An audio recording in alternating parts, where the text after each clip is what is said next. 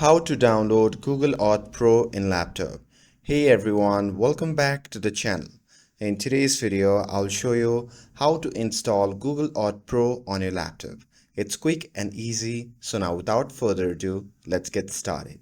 So first thing first, open any web browser and type in Google Auth Pro. And here you will see a link that says something like Auth version. So simply go ahead and click that. And on that page, look for the option that says Google Auth Pro on desktop and simply click on it. And this will take you to the download section. Now just hit the download Auth Pro on desktop button and agree to the terms by clicking accept and download. And the setup file will begin downloading. And once the download finishes, run the installer and follow the steps in the installation wizard and it will handle the rest for you.